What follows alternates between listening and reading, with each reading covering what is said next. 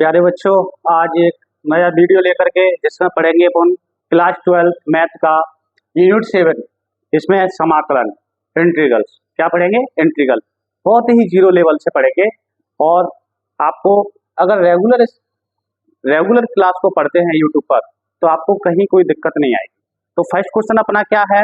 First question कह रहा है निम्नलिखित का एक्स के सापेक्ष समाकलन कीजिए। क्वेश्चन है फर्स्ट, पहला क्वेश्चन दे के आ रहा है इसमें 2x² प्लस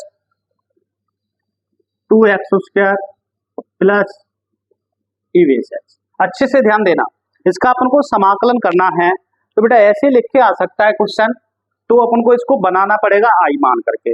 और जो बड़े क्वेश्चन होते हैं वो बाकायदा निशान लगा के देख के आएंगे। जब ऐसा सादा क्वेश्चन आता है तो पहले इसको समाकलन करने योग्य बनाया जाता है। कैसे, क्या करेंगे? सबसे पहले सवाल को अपन को मानते हैं, मानना पड़ता है। क्या करना पड़ता है? मानना पड़ता है। ऐसे माना आई बराबर, ये समाकलन का निशान लगाना होता है सबसे पहले। ये सर्कल का निशान होता है समाकलन का। इसके बाद अपन समाल को लिखेंगे 2x² प्लस ई बेस एक्स और dx। आगे सवाल जो आएंगे उसमें लग के आएंगे dx और समाकलन का निशान। ये छोटे सवाल हैं तो डायरेक्ट दें, तो इनको पहले समाकलन करने योग्य अपन को बनाना पड़ेगा। कैसे? आई बराबर अपन को खुद मानना होगा, समाकलन का निशान लगाना होगा, सवाल को कोष्टक में लिखेंगे और dx अपन को लगाना होगा। ये दोनों चीज अपन को लगानी होंगी, निशान और dx। अब इसमें पद देखते हैं सवाल में कितने हैं। एक पद तो रहा और एक पद रहा, प्लस या माइनस बीच में आ जाती है, पद होता है, बट जाता है। जैसे यहाँ एक पद प्लस आ गया तो फिर दूसरा पद है। इन पदों को अपन अलग करना सीखेंगे सबसे पहले। तो पदों को अलग कैसे करते हैं? पहले समाकलन करने से पहले पदों को अलग करना होता है। जैसे ये पूरा पद है, ये पूरा पद है, इस पद का जो भी गुणांक आएगा एक्स के आगे कोई संख्या आती है, गुणांक यानी कोई संख्या है, तो अपन उसको आगे लिख लेंगे, उसके बाद निशान लगाएंगे। संख्या को आगे निकाल के निशान लगाएंगे और फिर लिख देंगे एक्स उसके आगे, और इसका इंटू कर देंगे dx का। प्रत्येक पद में dx अपन को लगाना, यानी पहला पद अपने अलग कर लिया, संख्या को आगे ले लिया, समाकलन का निशान एक्स पर dx। अब ऐसे इसका क्या निशान है? प्लस। क्या इसकी कोई संख्या है? नहीं है, तो आगे नहीं लेंगे, संख्या नहीं है, तो समाकलन का निशान लगाओ, ई बेस एक्स dx। ये dx प्रत्येक पद में पीछे लगेगा जब भी समाकलन होता है। तो आपको मैंने एक फॉर्मूला लिखाया था, शायद आपको याद होगा, x की पावर n dx। इसका फॉर्मूला क्या होता है बेटा? याद होगा आपको, कल मैंने लिखाया था।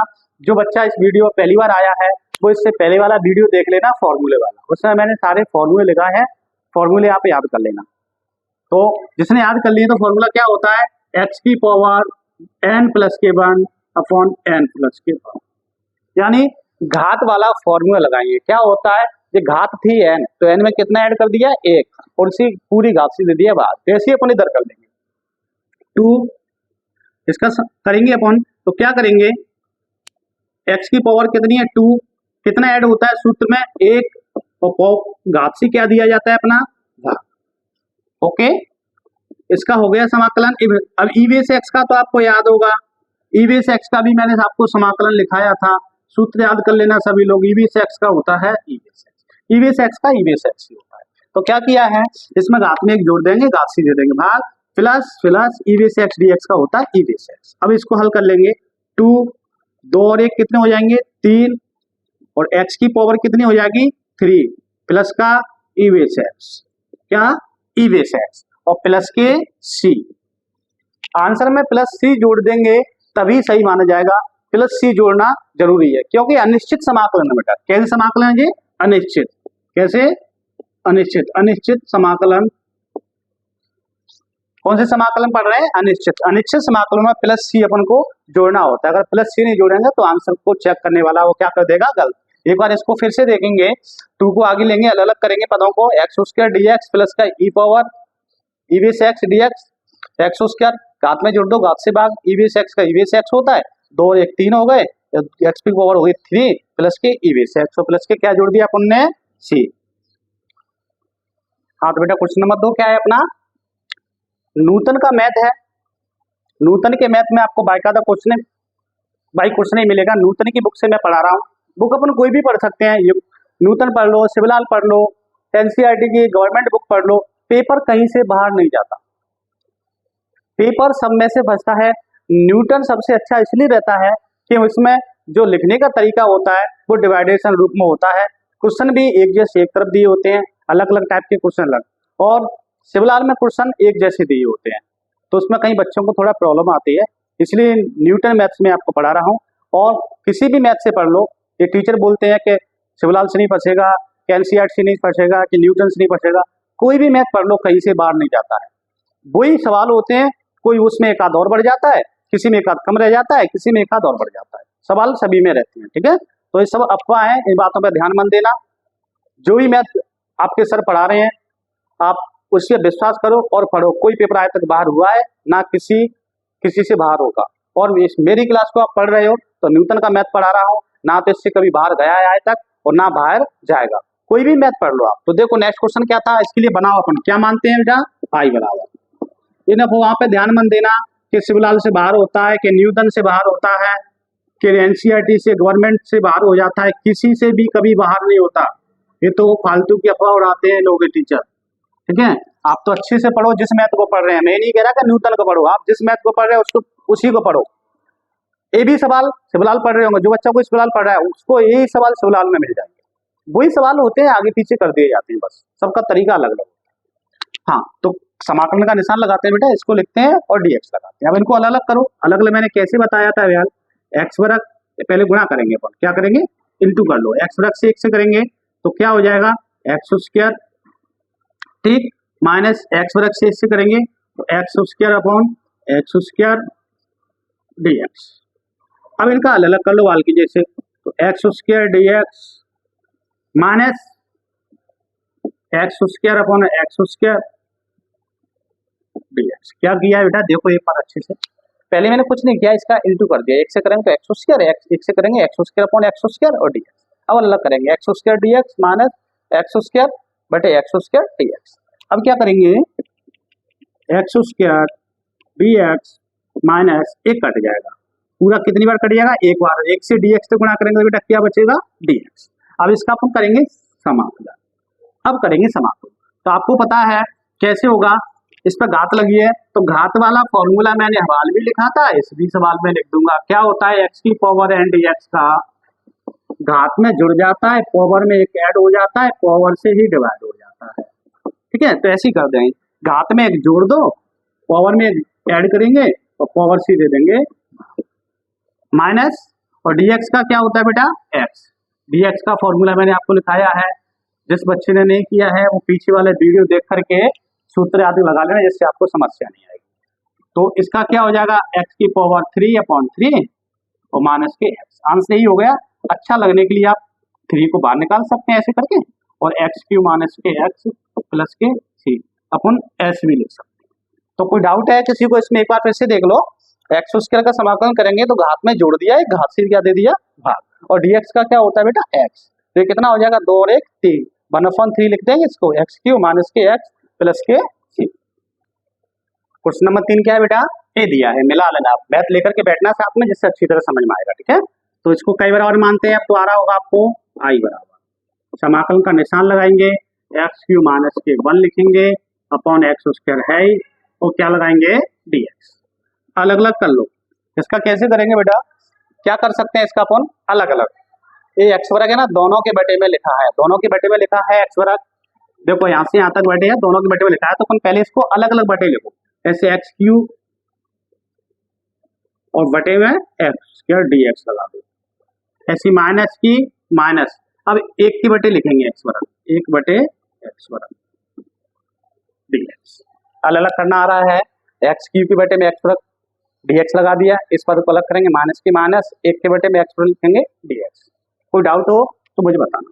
अब देखो क्या होगा, जे एक्स पर घात 2 है, एक्स पर घात 3 है, तो 2 से 3 घात कटेगी तो 1 एक्स बचेगा डीएक्स, और माइनस समाकलन हमेशा अगर घात नीचे आ रही है एक्स पर, तो समाकलन ऐसे नहीं होगा, सबसे पहले उस पद को घात ऊपर ले जाना पड़ेगा, तब समाकलन करेंगे। डायरेक्ट समाकलन मत करना, सवाल गलत हो जाएगा। तो पहले एक्स को कहाँ ले जाना पड़ेगा अपन को, ऊपर। तो जब भी ऊपर से नीचे या नीचे से ऊपर पद जाता है बेटा, तो क्या हो जाता है, घात का निशान चेंज। इस पर प्लस की घात है तो ऊपर ले गए तो कैसे हो गई, माइनस की। अगर यहाँ ही डायरेक्ट कर देंगे तो गलत हो जाएगा। कभी भी समाकलन बटे में ऐसे मत करना, गलत कर दोगे। तो अब इसमें फिर से देखो, एक्स का समाकलन करेंगे तो घात वाला नियम, ये सूत्र लिखा है घात वाला, घात में एक जोड़ देते हैं। इस पे कितनी घात है दिख नहीं रही, तो कितनी होती है एक, एक घात इस पे दिख नहीं रही और पहले की है, एक ऐड कर देंगे, ऐसी घात से क्या दे देंगे बेटा भाग। एक घात इस पे होती है दिखती नहीं है, एक मानते हैं, ठीक है, एक से अधिक होती है उस घात को लिखते हैं, तो एक से अधिक होती है तो उसको लगा देते हैं, नहीं तो एक अपने आप में रखते हैं, तो घात एक इस पे पहले से है, एक जोड़ देंगे उसी से भाग।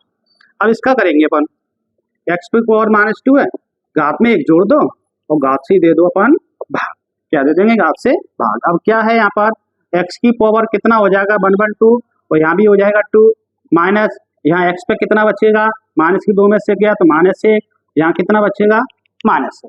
अब देखेंगे बेटा क्या होगा इधर, x² को बटे 2 को x² बटे 2